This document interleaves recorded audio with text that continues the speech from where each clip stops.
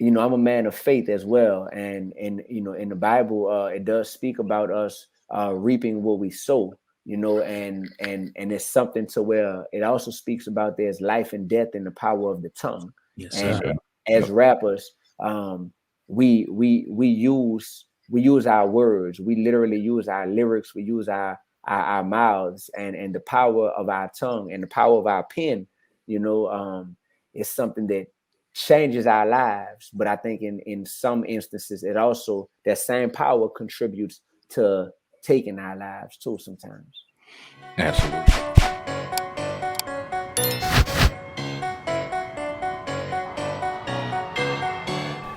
Of the freedom of speech. The other side of the non-disclosure agreements, the agreements.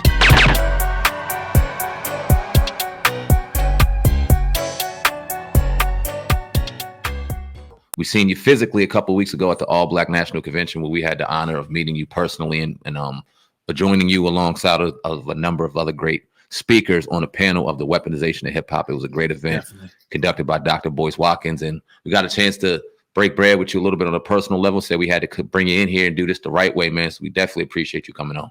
Yeah, man. After what we spoke about on that panel, I was like, man, me and these brothers, we gotta. This panel wasn't long enough for us. We gotta continue this convo. So, we definitely did the right thing by making sure that we have this convo, man. It's gonna be a blessing to a lot of people. Yes, sir. Let's get into it, man, because looking forward to having a very powerful, positive conversation with you. But we got some unfortunate news that we got to talk about right off the jump. Young Dolph, obviously Memphis rapper, very popular, doing his thing, very influential out there in the South. He got murdered a little while ago out in Memphis, Tennessee, in his home state, his hometown, man. Very unfortunate situation, but not a situation that we're not accustomed to. It's the story we've heard way too many times, too many times. Talk about it, brother. Break down your thoughts on Young Dolph. Did you meet him? Did you know him?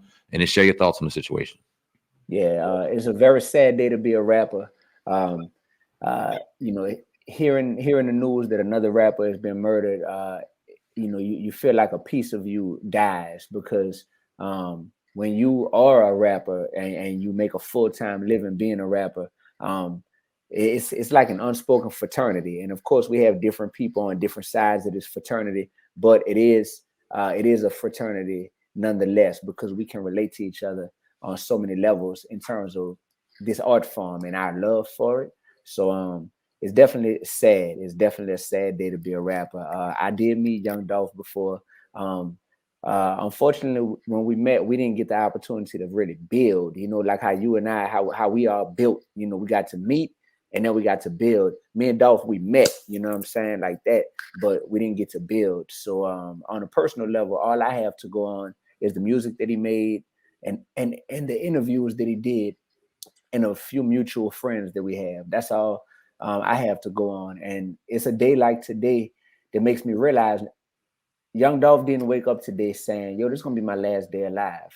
When I go and get these cookies out this shop in my hometown in Memphis, Tennessee, this is going to be the last errand that I ever go and run in life. It doesn't work like that.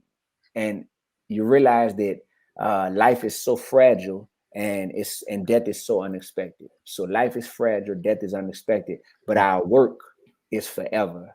Our work is timeless. So now that Young Dolph is gone in the physical, all we have left is the music that he put out there. All we have left is the content that he created, and as a hip hop artist, today is a sad day for me, but it's also a day that reinforces the mission that I feel I have and the mission that I feel we all have, which is to really be mindful and intentional about what it is that we're putting out there, man, because our music and our content is going to outlive us.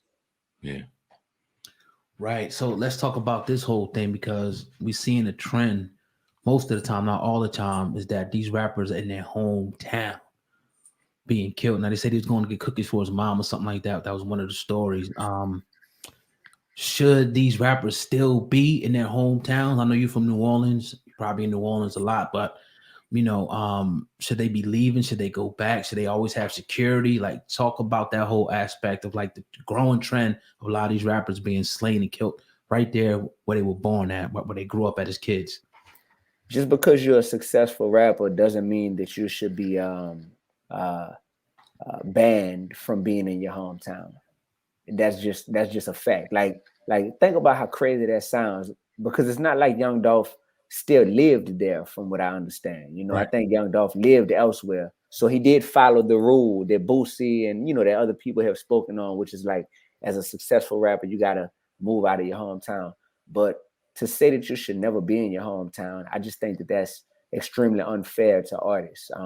I heard that 2 days ago he was giving away turkeys in Memphis. There's a lot of good that you can do as a successful rapper in your hometown, to where people will appreciate it. But Birdman spoke recently and did an interview where he talked about the difference between hate and envy. And a lot of times he said that hate is from a mile away. People that hate you, who never even met you, who you'll never even cross paths with them, they just hate you from a distance because of your success or because of what you stand for. But a lot of times envy is from people who can actually touch you. Envy is from people who are in closer proximity to you, and that envy can actually lead to a lot more dangerous outcomes for people. So to get back to the hometown question, I think that and the security question, Right. I do think that when you reach a certain level of success, and that's different for different people, Yeah. but I do think that you have to, because at this point we have Nipsey Hussle as an example, got killed in his hometown, in his hood, and he didn't have security at the time. And we have Young Dolph as an example. We had the young brother Triple X, Extentacion, same thing when he got killed. So I do think that having security is a real thing. But my question is, would him having security in that moment, would that have stopped this from happening? And I don't think any of us know the answer to if that would have even stopped this from happening. So it's just sad all around. It's really sad, y'all. I just have a heavy heart right now, and I keep trying to find a teachable moment in this, because I started out being a teacher before I was a rapper, and I just keep thinking about what's left behind at this point. And I think that I'm a man of faith as well, and in the Bible it does speak about us reaping what we sow. And it's something to where it also speaks about there's life and death in the power of the tongue. Yes, And sir. as rappers, we use our words, we literally use our lyrics, we use our mouths, and the power of our tongue and the power of our pen, is something that changes our lives. But I think in some instances, it also, that same power contributes to taking our lives too sometimes. Absolutely. And to kind of extend on that, we always hear that hip hop and rapping is a dangerous sport. It's a dangerous game to be in because of obviously the target that seemingly is on a lot of our rappers' backs. Do you feel threatened as a rapper? Like, is it something that occurs as soon as you say, I'm gonna be a hip hop artist, I'm a rapper? Is a danger attached to it, or is it rappers that are in certain situations that grew up in certain atmospheres? And I'm not putting this on Young Dolph, I'm just saying it in general, that don't seem to leave those situations that they work so hard to get up out of. Being a rapper, I'm not gonna lie, y'all. It has made me a certain level of paranoid. Yeah. It has contributed to some real paranoia that I've been able to notice about myself and observe in my life. And I don't, I choose not to.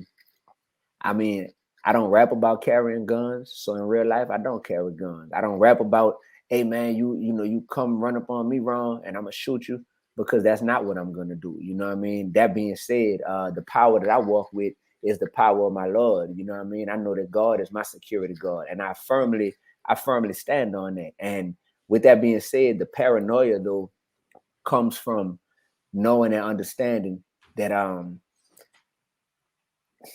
man, when over 200 rappers get killed, like Dr. Boyce told us, he threw that stat out there at the convention. Over 200 rappers have been killed just this year.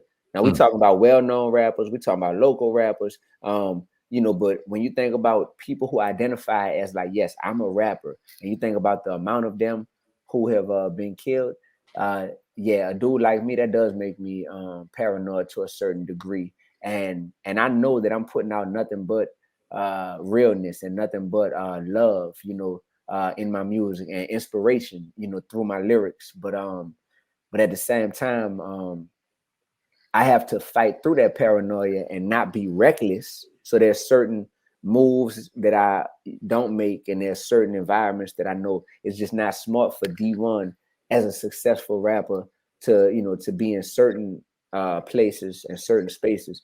But at the same time, I don't let it make me so paranoid that I'm totally inaccessible, because me being in proximity to the people, that's what'll change a young man or a young woman's life, is to be like, I literally watch this dude on the internet all the time. I watch him on YouTube and on, you know, Hip Hop Uncensored, and I just see him and I stream his music, but I actually met him in the flesh, and meeting him in the flesh, that was amazing. I never forgot the first time I met the Hot Boys, who I grew up listening to. The first time I met DMX, who I grew up listening to. Nas, who I grew up listening to. So I never let my paranoia make me so inaccessible that people won't have, you know, real life interactions with me, because I do think that we're put here to inspire. Ultimately, I wanted this platform as a rapper so I could be an inspiration. And yes, I could be an inspiration through the internet, but there's nothing like that in-person interaction. So it's just having to use discernment, bro. And that discernment is real. That discernment is real, bro. So that's what I try to employ, is my discernment and my faith. I have those on go at all times. Hi. God driving, Sam and riding passenger side, and you heard it out the mouth of the greatest rapper alive. Hip hop uncensored is the vibe, so subscribe. Hip hop uncensored is the vibe, so subscribe. Oh, God driving, Sam and riding passenger side, and you heard it out the mouth of the greatest rapper alive. Go gang.